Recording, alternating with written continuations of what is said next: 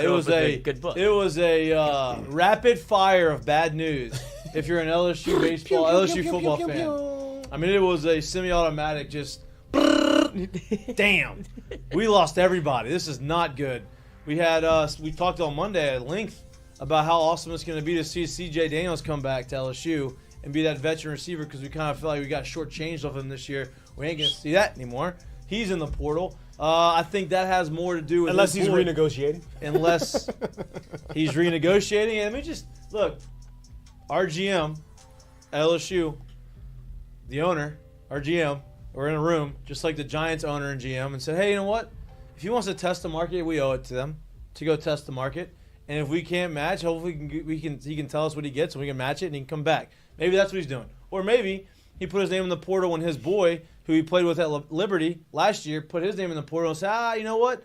This guy threw me 11 touchdowns and over 1,200 yards receiving with this guy as a quarterback. I think I'm going to follow him, and I'm going to go play wherever he's going, and we'll go from there. Maybe that was the case. Who knows? Womack changed. Let me ask y'all this before we really get into the rest of these Heineken headlines. Out of all the guys that have transferred so far that have come out, were there, outside of C.J. Daniels, too, that we just talked about, because I think that was a surprise, were there any other surprises to you so far as the transfers? Like Jordan Allen, not a surprise, right? No, you don't not travel if you have turf toe. Right. Deshaun Womack, not a surprise, right? He wasn't even part of the team basically the last 3 weeks. You have Ibieta, obviously not a surprise. You had, I think, a couple other guys. Ricky Collins, not a surprise. Ricky Collins, not a surprise. So outside of, I mean, you can basically go up and down the roster and say, how much did he play? This might be one. Right. And you know, a few of them ended up being that. Toviano's probably gonna be gone. Oh, he's gone.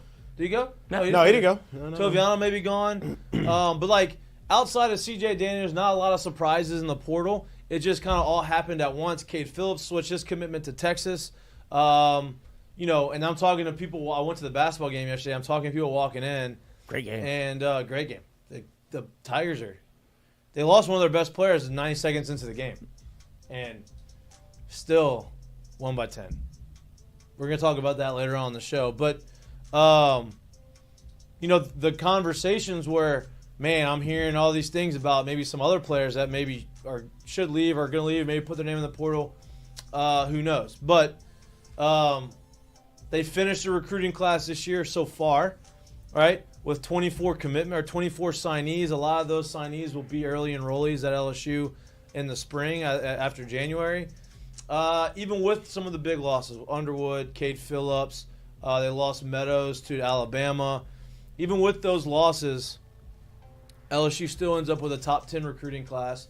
Going to continue to get better. They have a war chest a little bit bigger than they had last year in the transfer portal. Seems like they have a plan when it comes to the recruiting / portal season, right? They had a plan.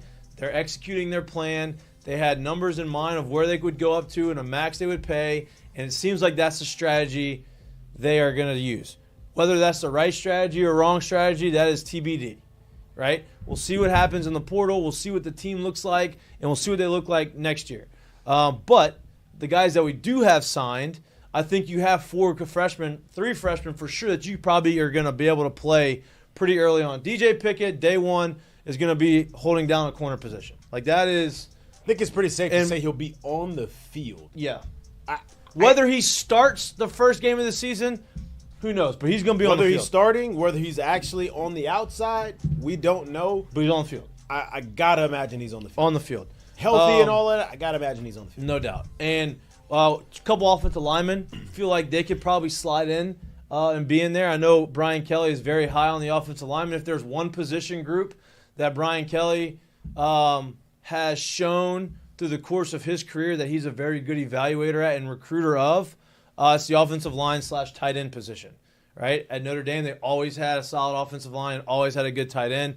You have really good offensive line coach. You're bringing in a lot of offensive line talent. You're going to have to replace some of the talent that you're losing this next year in Will Campbell. So we shall see. But the guys that you have, I feel like you're going to have a lot of impact players. The defense is loaded in this recruiting class. You bring in 4 linebackers, all very highly touted. You bring in 4 really highly touted secondary guys, 2 cornerbacks, the top 2 safeties in Louisiana. You're bringing in a bunch of interior defensive line. I think one thing that you probably can look for in the portal, edge rushers, right? Maybe a veteran offensive lineman, probably a veteran wide receiver. And if you want to go, he says they're going to try to add about, 12 guys in the portal. You would think that they would maybe try to add a veteran cornerback / safety to put into as a depth piece and be able to help some of these young guys get acclimated. We shall see how it pans out, but they obviously have a strategy. They're following through with their strategy, and we'll continue to talk about that throughout the course of the show. What? You can't say following through yet. I mean, it seems like, that's – what do you mean following through? They are following through with their strategy based off of what he said and what the guys that are signing and the money that they're not going up to. Like, they obviously that's part of their strategy. Yeah. They're losing probably – the price went up on some guys higher than they may have thought it was going to go up on them, and in turn made them lose a couple recruits. For the strategy to be followed through, in my mind, you would have to hit in the portal. That's all I'm saying. Oh, yeah. But, it seems like they have the strategy for the portal. We'll see what happens in the portal. Yeah, right. As of now, they're following through with it. But part one's done. Yeah, hopefully you don't have a break in the dam. The last few years we've gotten to this point, man, and I can't – for the work you have to put in as a coach, as a coaching staff, as a support staff, throughout the season, throughout the year, to get all the way up to, culminating to these couple days – where you get to signing day, right? And then you sign these kids and you get them here. And then to think that realistically, it's not done. You can't – the recruiting of those kids is not over. To me, it is so crazy to think that at any day, any one of those kids can literally up and walk into the office and say, yeah, I don't think this is me. I'm out now. I want to leave. And I think that has to do with a lot of why you're seeing these guys that have been – not lifetime, but long time head coaches saying, hey, bro, I'm good. I'm not doing this no more. It drove Saban out the sport. It drove Saban out the sport. It took Chip Kelly to take a demotion. It took Gus Malzahn to say, I'm not doing this. It's crazy to see that. It's a wild deal. It used to never be this way, but it's very obvious. There's more security, not so much in job, but not so much job security, but so much as for your actual operations. There's more security at this time in the NFL than there is in college. And it's crazy. Oh, no doubt. No doubt. Because you sign contracts where you're legally bound to be, hey, this is your job. It's just it is a free-for-all. Right? There's no rules. There's no regulations. Anybody can do everything, which is a wild time to be. We'll see what happens in April when Congress convenes and comes out with some sort of decision, hopefully, about the future of NIL, because at the end of the day, NIL is name, image, and likeness. This is pay for play. I think everybody understands that. This is free agency. This ain't NIL. This is free agency with no cap. Yeah, right. It's a pay for play. Hey, we want you. We're going to pay. We're going to make sure we have the most money to get you on campus, and you come to campus, and hopefully we can develop you and you're good. Or we lose the money and you're not good, and now you transfer somewhere else because you're not playing and you get paid again. And that money's down the toilet. Yep. And so that sounds like a great idea for the player. The player has all the power right now. Schools are at the mercy of the players.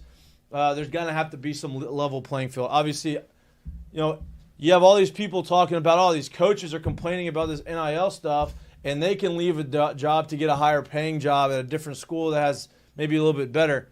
All right, I understand that. This is a little different than that. They can, right? But there's a little bit of parameters to it. But look. Yeah, what drove this thing to where it is how the coaches were able to move freely. But when you squeeze the tube and you lost the cap, thing you can't. It's hard to stuff this one back into. Literally lost the cap. Yeah, lost it. Not like it's on the ground. I just don't feel like picking it up. There's no cap. I don't know where that shit's at. It might be behind the toilet. They actually fumbled and then dropped it and stepped on the tube. Yeah. And so now it just squirted out and really can't put it in. Yeah, smeared up on the ground. It's crazy.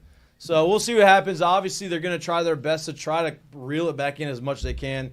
Who knows what's going to happen? But we're going to talk about needs, talk about what the class looks like, how it's shaped up, who we're excited to see, who we're not excited to see. Yes, you look like you're inquisitive with the look. Yeah, do you think that because of the pending, ruling from Congress, that's coming in next year? It's in April. But it'll apply to the next. It'll apply to the next recruiting class. Obviously, it doesn't apply to this. I don't think they're going to retroact it. Right, exactly. Right? They can't talk about a shit show. Yeah. Hey, all of you people. Let me see the books. Yeah, all of you people who just signed here, and this is all the money they promised you. No, this ruling, we're going to go back to the beginning of this year. Actually, Jackson Arnold's not here anymore. You're gonna have to give your money back, and we're gonna have to redo this. Like that's obviously can't happen. So what they're gonna do is say, okay, hey, listen, from here on, spent that dog. Good job, guys. Y'all did good. Y'all took advantage of the system. We've kind of cleaned it up a little bit. Now moving forward, this is the rules. I think that's kind of how it would be. We'll see what that looks like. Well, the reason I brought it up is because if that is the case, then do you see that that's why Brian Kelly is spending this way, where it's going to be 1 to 2 year players that don't really fall under the guidelines of what you would have to abide by, like recently. Like let's spend all of this money. No, I don't think that's the specific reason why he's doing that, because that's something you can't predict. You don't know.